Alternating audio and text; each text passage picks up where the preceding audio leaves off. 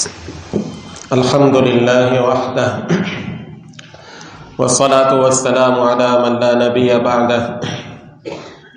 أما بعد فأعوذ بالله من الشيطان الرجيم بسم الله الرحمن الرحيم ومن الناس من يشتري لهو الحديث ليضل عن سبيل الله بغير علم ويتخذها هزوا أولئك لهم عذاب مهين عن عمران بن حسين رضي الله عنه أن رسول الله صلى الله عليه وسلم قال في هذه الأمة خسف ومسخ وقذف فقال رجل من المسلمين يا رسول الله ومتى ذلك قال إذا ظهرت القيان والمعازف وشربت الخمر. وعن علي رضي الله عنه أن النبي صلى الله عليه وسلم قال بعثت لكسر المزامير او كما قال علیہ الصلاۃ والسلام. محترم بزرگوں اور دوستوں، اللہ تعالیٰ نے انسان کو جو بنایا ہے تو ایک انسان ہونے کی حیثیت سے اس کی کچھ ضرورتیں اور فطری تقاضے ہوتے ہیں، اور انسان کو جب کوئی فطری تقاضا ضرورت پیش آتی ہے تو اس ضرورت کو پورے کرنے کی طرف وہ مائل ہوتا ہے. انسان کو پیاس لگتی ہے تو پانی کی طرف مائل ہوتا ہے، بھوک لگتی ہے تو کھانے کی طرف مائل ہوتا ہے، جنسی خواہش ابھرتی ہے تو جنس مخالف کی طرف مائل ہوتا ہے، اور ماحول سے اکتا جاتا ہے تو منورنجن کی طرف، تفریحات کی طرف مائل ہوتا ہے. تو اور کبھی روح میں تنگی محسوس ہوتی ہے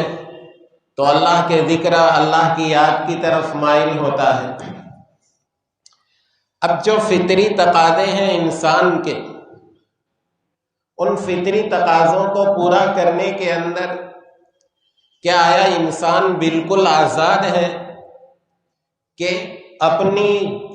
خواہش کے مطابق جیسا جی چاہے اس طرح سے اپنی خواہش کو پورا کرے؟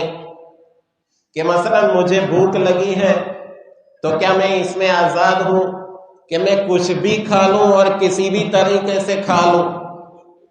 مجھے پیاس لگی ہے تو کچھ بھی پی لوں، کسی بھی طریقے سے حاصل کر کے پی لوں؟ اور اسی طریقے سے مثلا جنسی خواہش آدمی میں ابھرتی ہے تو کسی بھی طرح سے کسی کے بھی ساتھ اپنی اس خواہش کو پورا کر لوں؟ نہیں، بلکہ ایک مسلمان ہونے کے ناطے، بلکہ انسان کو جو اللہ نے بنایا ہے تو اس کی عقل جو ایک محدود رکھی ہے، لہذا وہ اللہ کی ہدایت کا محتاج ہوتا ہے. تو اس میں اللہ کی ہدایت کے مطابق اپنی خواہش کو پورا کرنے کا وہ مکلف ہے. اب بہت سی مرتبہ انسان اس میں افراط میں اور کبھی تفریط میں مبتلا ہو جاتا ہے، جس کی وجہ سے مشکلات کا سامنا اس کو کرنا پڑتا ہے. اگر ایک انسان کی اپنی ضرورت پورے کرنے کی خواہش پیدا ہوئی، اب اس میں آزادی سے جس طریقے سے اپنی خواہش پوری کرے تو ظاہر ہے کہ اس میں پھر وہ خود اپنا نقصان کرتا ہے اور بہت سو کی حق تلفیوں کے اوپر اتر آتا ہے. مثلا انسان کو مال کی ضرورت پڑتی ہے، اب مال کمانے کے لیے، اب وہ مال حاصل کرنے کے لیے وہ یوں چاہے کہ میں جس طریقے سے چاہوں مجھے مال ملنا چاہیے، اور اس کے نتیجے کے اندر یہ مال کی بھوک حرص و طمع کی شکل اختیار کر لیتی ہے، اور حلال و حرام کی کوئی تمیز نہیں کرتا، جس کے نتیجے کے اندر اللہ کے حکم کو توڑنے کے ساتھ ساتھ بہت سو کی حق تلفیہ اور بہت سو کے اوپر ظلم کرنے کے اوپر وہ اتر آتا ہے. اب دیکھیے، اسلام جو ہے اللہ نے ایک ایسی شریعت ہمیں عطا کی ہے کہ وہ انسان کو ایک معتدل راہ بتلاتا ہے کہ تمہاری فطری ضرورتیں اور تقاضے ہیں ان کو پورا کریں، اور ان فطری تقاضوں کو پورا کرنے میں اعتدال پر باقی رہو۔ اسلام نہ یہ سکھاتا ہے کہ فطری تقاضوں کو پورا کرنے میں تم بالکل آزاد ہو، اور اس آزادی کے نتیجے کے اندر دنیا میں جو خرابیاں پائی جا رہی ہیں ہم دیکھتے ہیں کہ انسان نے مال حاصل کرنے کی جو طمع حد سے بڑھ گئی، فطری اور اب جو ہے اس میں اپنی من چاہی کے مطابق مال کو حاصل کرنا اس نے شروع کیا، تو اس نے پھر کسی کا بھی خیال نہیں کیا کہ یہ مال میرے پاس کس طریقے سے آتا ہے، حلال طریقے سے، حرام طریقے سے، کسی کا خون نچوڑ کے آ رہا ہے، کسی کی ضرورتوں پر ڈاکہ ڈال کے میں مال حاصل کر رہا ہوں یا نہیں، اس کو کچھ نہیں دیکھتا، اور جس کی وجہ سے دنیا میں چوری، ڈاکہ زنی اور مہذب ڈاکو بن کر جو ہیں اربوں خربوں کی مقدار کے اندر عام انسانوں اور پبلکوں کے پیسوں کو لوٹ کر سوئس بینک کے اندر جمع کیا جا رہا ہے۔ اور نہیں، اسلام نے یوں سکھایا کہ بھئی ان فطری تقاضوں کو بالکل دباؤ، چاہے کچھ بھی ہو جائے بھوک کو مٹاؤ، چاہے کچھ بھی ہو جائے کپڑے نہ پہنو، بھوکے پیاسے رہو، نہیں، بلکہ یہاں پر مکلف بنایا ہے کہ تمہیں مال کمانا ہے شرعی طریقے سے، اور بھوک لگے تو اپنی بھوک کو مٹانا ہے، پیاس لگے تو پانی پینا ہے، لیکن راہ اعتدال پہ رہ کر کہ اگر تم بھوک اپنی مٹاؤ تو اس طریقے سے مٹاؤ کہ دوسرے کو بھوکا مار کر یا دوسرے کا مال چھین کر اپنی بھوک مت مٹاؤ، بلکہ حلال طریقے سے پیسہ حاصل کر کے اپنی بھوک کو مٹاؤ۔ اب دنیا کے اندر ایک گروہ وہ بھی آیا کہ جنہوں نے جو اس راہ کے اندر تفرید کے اندر مبتلا ہوئے، مثلا یہ عیسائیوں کے اندر اللہ کے نبی صلی اللہ تعالی علیہ وسلم کے زمانے سے پہلے کچھ عیسائی راہب بن گئے۔ اب شروع میں تو وہ راہبوں کا مقصد یہ تھا کہ الگ تھلگ رہ کر اللہ کی عبادت کریں، لیکن انہوں نے یہ فطری طریقہ چھوڑا کہ اپنی بال بچوں سے الگ ہو گئے،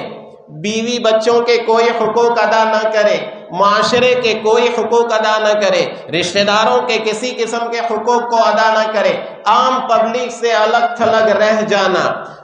جو ہے پہاڑوں کی کھوہ کے اندر اپنی زندگیاں گزار دینا، اور بہت سونے تو گندگی یہ اختیار کی کہ غسل کرنا اور پاکی حاصل کرنا بھی چھوڑ دیا۔ ہمارے زمانے کے اندر بھی ہمارے جو ہندو سماج کے اندر یہ بعض قسم کے منی جو ہوتے ہیں اور اسی قسم کے جو ہیں ان کے جو بعض وہ فرقے ہوتے ہیں کہ جو دنیا سے بالکل الگ تھلگ اور اپنا رشتہ ختم کر دیتے ہیں، اور جس کے نتیجے کے اندر نہ وہ رشتہ داری کا پاس و خیال رکھتے ہیں، نہ اپنے بھائی بہنوں سے کوئی تعلق، نہ ماں باپ سے کوئی تعلق، نہ انسان کے فطری جو تقاضے ہیں اس کو پورا کرتے ہیں، جس کے نتیجے کے اندر بہت سی مرتبہ ایسے دنیا جو کو ترک کرنے والے جو جوگی ہوتے ہیں یا اس قسم کے جو سادھو اور بابا ہوتے ہیں، ان کے جو بڑے بڑے اڈے ہوتے ہیں، وہ کبھی لاوا پھوٹتا ہے تو پتہ چلتا ہے کہ یہ جو ہے جنسی خواہش کو پورا کرنے کے اڈے اور فواہش کے اڈے ہیں، اور یہاں انسانوں کا خون ہوتا ہے، یہاں پر بچوں کی بلیاں چڑھائی جاتی ہے۔ یہ نتیجہ ہے فطرت کو چھوڑنے کا، راہ اعتدال کو چھوڑنے کا۔ تو اسلام نے اعتدال کی راہ کو بتلایا، اپنے تقاضوں کو پورا کرے، بھوک کے تقاضوں کو، پیاس کے تقاضے کو، جنسی تقاضوں کو پورا کرے، لیکن راہ اعتدال پر اور جو ہے درمیانی راہ اختیار کر کے کہ اس میں نہ مالک کی نافرمانی ہو، نہ کسی بندے کی حق تلفی ہو۔ انہی جو ہے وہ جو فطری تقاضے ہیں اس میں سے ایک تقاضا جو ہے وہ منورنجن کا ہے، تفریحات کا بھی ہے، کہ انسان جب بہت سی مرتبہ ماحول سے اکتا جاتا ہے، کام کاج سے اکتا جاتا ہے، تو اس کا دل چاہتا ہے کہ کچھ دماغی تفریح حاصل ہو جائے۔ اس کے بارے میں بھی شریعت نے واضح راستہ بتلایا۔ اس میں بھی اسلام کا طریقہ راہ اعتدال پر ہے۔ اسلام نے اس کے بارے میں نہ بالکل بندشیں لگائی کہ نہ ہنسو، نہ کھیلو، نہ کودو، بلکہ اللہ کے نبی صلی اللہ تعالیٰ علیہ وسلم نے ارشاد فرمایا الہو والعبو، کہ کھیلو کودو، اور آپ نے یہ فرمایا انی اکرہ ان یکون فی دینکم غلظہ، میں اس بات کو ناپسند کرتا ہوں کہ تمہارے دین میں ایسی سختیاں ہوں کہ کھیلنے کودنے پر، ہنسنے پر، تفریح پر پابندی لگا دی جائے، تالے لگا دیا جائے، نہیں، بلکہ اللہ کے نبی صلی اللہ تعالیٰ علیہ وسلم نے بعض کھیلوں کے بارے میں ترغیب دی، تیراکی کی ترغیب دی، گھوڑ دوڑ کی، مسابقے کی آپ نے ترغیب دی، اور جس میں جو ہے انسان کی تفریح اور منورنجن کا بھی سامان ہے، اور ساتھ ساتھ انسانی صحت کا بھی اس کے اندر سامان ہے۔ ایسی تفریحات کی شریعت نے نہ صرف اجازت دی بلکہ اس کی طرف رغبت دی، کیونکہ ہمارا دین، دین اسلام، مذہب اسلام دین فطرت ہے، اس میں انسانی تقاضوں کی رعایت کی گئی ہے، ہاں، لیکن اس میں انسانی تقاضوں کو اعتدال کے اوپر رکھا گیا ہے۔ انہی تفریحی سامانوں کے اندر ایک سامان جو ہے وہ ناچنے گانے اور ڈول بجانے، سارنگی بجانے، میوزک بجانے کا ہے۔ آج کل جو ہے منورنجن کے جو سامان ہے، اس زیادہ تر منورنجن کے سامان میں سے سب سے زیادہ انسان اگر لذت محسوس کرتا ہے اور لذت حاصل کرتا ہے اور منورنجن حاصل کرتا ہے تو یہ سامان رہ گیا ہے۔ آج دیکھتے ہیں کہ ہم بچپن کے اندر جو کھیل کھیلتے تھے تفریح کے لیے، منورنجن کے لیے، وہ کھیل سارے کے سارے میدانوں سے سمٹ کر موبائل کی اسکرین کے اوپر آ گئے۔ کیا وہ ہمارے بچے کھیل کود کے میدانوں سے غائب ہو گئے؟ کھیل کود کے میدان اب ویران پڑے ہیں، اب وہ سمٹ کر اسی موبائل کے اندر آ گئے ہیں۔ حالانکہ شریعت کا یہ نظریہ نہیں کہ بالکل نہ کھیلو نہ کودو۔ اللہ کے نبی صلی اللہ تعالیٰ علیہ وسلم نے اس قسم کی سختی اور اس قسم کی تنگی سے منع فرمایا ہے۔ لہذا اسلام نے منورنجن کا جو فطری تقاضا ہے، تفریحات کا جو فطری تقاضا ہے، اس کو دبایا نہیں بلکہ اس کو راہ اعتدال کے اوپر اسلام نے لایا ہے۔ اللہ کے نبی صلی اللہ تعالیٰ علیہ وسلم نے وہ کھیل جو جائز ہو اور وہ کھیل جو انسان کو مقصد زندگی سے غافل کرنے والا نہ ہو، اور وہ کھیل جو انسان کا رشتہ اللہ سے کاٹنے والا نہ ہو، ان کھیلوں کی اجازت دی ہے۔ بلکہ بعض وہ کھیل جس میں انسانوں کا فائدہ ہے اس کی ترغیب دی ہے۔ لہذا یہ تفریحات اور منورنجن اسلام میں بالکل ممنوع نہیں ہے کہ انسان بس ہر وقت اللہ اللہ ہی کرتا رہا کرے، ہر وقت جو ہے وہ عبادت ہی کے اندر لگا رہے، بلکہ اسلام نے اس کے بارے کے اندر چھوٹ دی، کیونکہ یہ ایک فطری تقاضا ہے، اور اسلام فطری تقاضوں کو دبانے کے لیے نہیں آیا بلکہ فطری تقاضوں کو اعتدال کے ساتھ پورا کرنے کو بتلانے کے لیے آیا ہے۔ اب ان منورنجن میں، تفریحات میں اگر حد شرعی کو پار کر گیا تو پھر یہ انسان کے لیے ظاہری اعتبار سے چاہے اس کو اچھا لگے، مفید لگے، لیکن شریعت کی نظر میں وہ گنہگار بنے گا، اور حقیقی اعتبار سے اگر شریعت کی حد کو پار کر کے کسی قسم کا منورنجن اختیار کیا، کھیل اختیار کیا، کوئی تفریحی سامان اختیار کیا، تو چاہے لگے گا کہ مزہ آ رہا ہے، لیکن حقیقت میں وہ مزہ روح کی تسکین کے لیے نہیں ہوگا۔ آدمی کے جسم تھوڑی دیر کے لیے خوش ہو جائے، باقی سب سے بڑا گناہ تو یہ کہ بھئی شریعت کی نظر کے اندر وہ آدمی گنہگار ہو گیا، اللہ کا نافرمان ہو گیا، اور ساتھ ساتھ اللہ نے جن چیزوں کو حرام کیا ہے وہ حرام کرنے کی علت اور اس کی حکمت اللہ جانتے ہیں، اور اللہ یہ حرام جو چیزیں کر رہے ہیں وہ اس لیے نہیں انسانوں کو اپنے کنٹرول کے اندر رکھے، انسانوں کو اپنے کنٹرول میں رکھنے کے لیے خدا کو لمبے چوڑے انتظامات کی اور احکام کی ضرورت نہیں پڑتی۔ انسانوں کے لیے وہ باتیں جو اللہ نے حرام کی ہے وہ اس لیے کہ اس کے حرام کرنے میں انسانوں کا فائدہ اور اس سے بچنے کے اندر انسانوں کا فائدہ ہے۔ اب ان تفریحی سامانوں کے اندر ایک وہ سامان جس کا آج کل بہت چلن اور عام ابتلا ہے، وہ گانا، میوزک اور اس قسم کی بانسری اور ڈول طبلے کی آوازیں ہیں کہ آج اتنا ابتلا اس کے اندر ہو گیا ہے کہ صرف گانے ہی میوزک کے ساتھ نہیں بلکہ نعوذ باللہ اللہ کی حمد و ثنا اور اللہ کے نبی صلی اللہ تعالی علیہ وسلم کی شان میں کہی ہوئی نعتیں بھی میوزک کے ساتھ آنے لگی، اور ہم اس کو سنتے ہیں ثواب کا کام سمجھ کر۔ نعت رسول ہے، حمد خدا ہے، لیکن ساتھ ساتھ اس میں میوزک کی گندگی ملی ہوئی ہے، اور اس کے بارے کے اندر شریعت کی طرف سے بالکل ممانعت۔ جیسے میں نے کہا کہ اسلام فطری تقاضوں کو روکتا نہیں لیکن حد بندی کرتا ہے، اعتدال کے اوپر لاتا ہے۔ وہ آوازیں جو اچھی ہوں اور جس سے دل کا سرور پہنچتا ہے، ان آوازوں کی نہ صرف اجازت دی بلکہ اللہ کے نبی صلی اللہ تعالی علیہ وسلم نے وہ ایسی اچھی آوازیں نکالنے کا حکم دیا۔ قرآن کریم اللہ کا کلام ہے، قرآن کریم کو ترنم کے ساتھ پڑھنا، اللہ کے نبی صلی اللہ تعالی علیہ وسلم نے فرمایا من لم یتغن بالقرآن فلیس منا، کہ جو قرآن کریم کو اچھی آواز سے گنگنا کرنا پڑے وہ ہم میں سے نہیں۔ تو اچھی آواز یہ بھی ایک تفریحات میں سے ہے، منورنجن میں سے ہے، اس کا سننا دل کو خوش کرنے کے لیے انسان کو اس کی ضرورت پڑتی ہے، تو شریعت نے اس کے بارے میں کہا قرآن کے ذریعے گنگناؤ،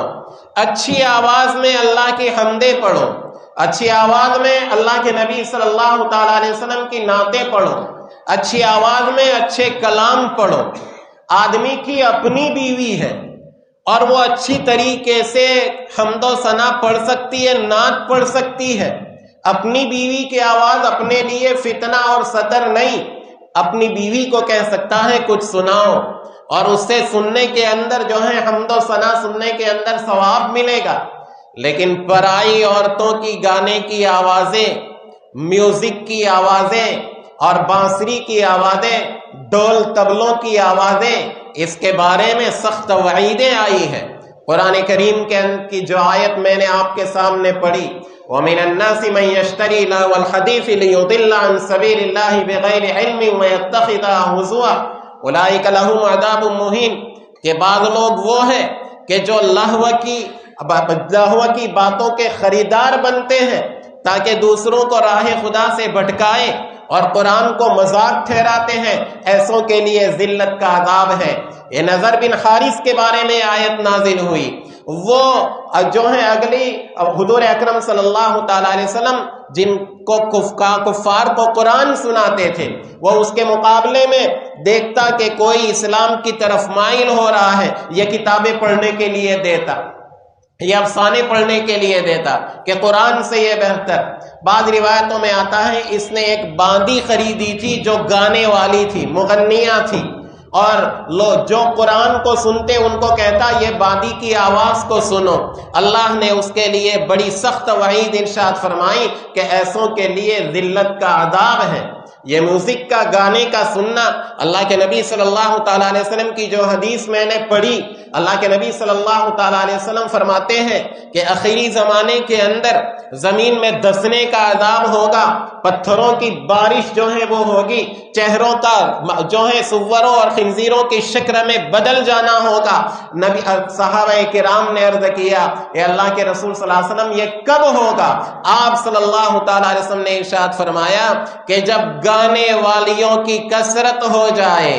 اور جب شرابیں پیے جانے لگے اور جب زنا عام ہو جائے اس وقت اللہ کی طرف سے یہ عذاب ہوں گے۔ اللہ کے نبی صلی اللہ تعالیٰ علیہ وسلم فرماتے ہیں بعثت لکسر المزامیر،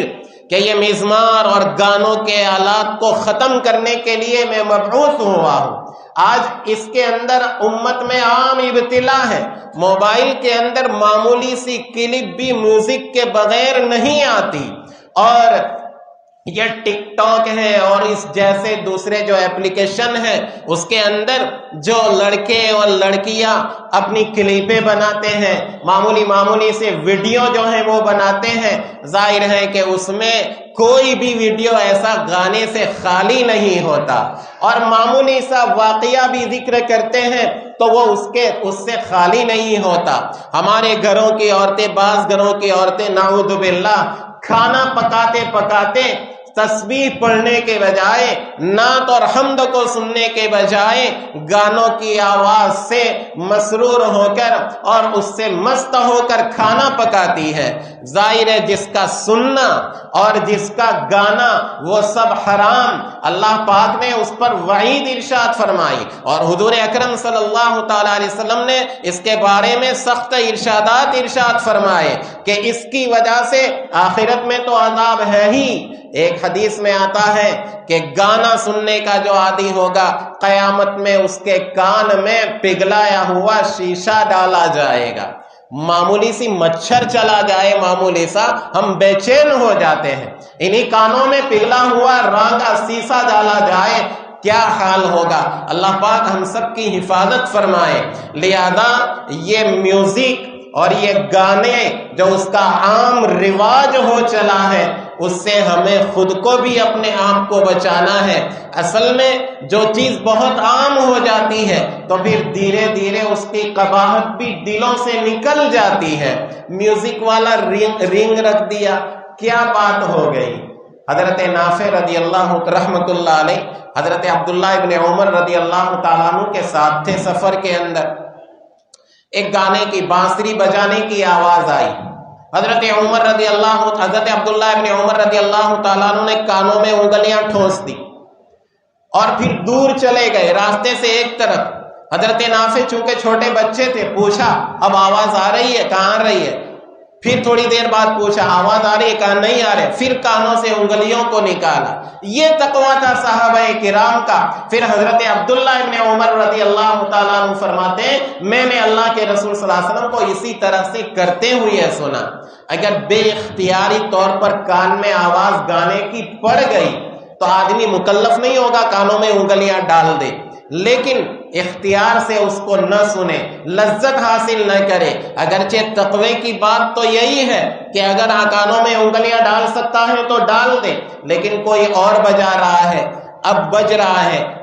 سفر میں ہے، سواری میں ہے، گانا بج رہا ہے، اپنے امکان میں خود کرائے پر لی ہے گاڑی، پرائیویٹ گاڑی ہے تو بند کرا سکتا ہے ڈرائیور کو کہ بھائی اس کو بند کر دے۔ لیکن اگر عام گاڑی ہے اس میں اپنا اختیار نہیں چلتا تو پھر اس صورت کے اندر آدمی معذور ہے۔ لیکن اس کا مطلب یہ نہیں کہ سنتے جاؤ، لذت حاصل کرتے جاؤ، بلکہ اپنا ذہن و دماغ دوسری طرف لے جائے۔ اس طرح سے گانا سننا نہ خود بجانا جائز ہوگا نہ سننا جائز ہوگا، اور یہ میوزک والی رنگیں موبائل کے اندر اور یہ میوزک کو سننا، میوزک کو بجانا، اور حد تو یہ ہے کہ پھر وہی میوزک والی رنگ ہم رکھیں گے اور وہ نماز میں مسجد کے اندر بجے گی۔ جس گانے کا عام جگہوں کے اوپر بھی بجانا ناجائز ہے وہ ہماری مسجدوں میں بجنے لگے گا۔ جس میوزک کو عام جگہوں پر بجانا سننا حرام ہے وہ ہماری مسجدوں میں بجنے لگا ہے، ہم نے اس کو معمولی سمجھ دیا۔ کیا حرج ہے موبائل کے اندر میوزک والی رنگ رکھ دی تو؟ محترم دوست اور بزرگوں، یہ وعیدیں اس کے بارے میں اتنی سخت ہے کہ اس سے بچنا ہر مسلمان کے لیے ضروری ہے۔ اللہ پاک اس کی قباحت کو، برائی کو ہمارے دلوں کے اندر ڈالیں اور اس سے بچنے کی ہمیں توفیق عطا فرمائے۔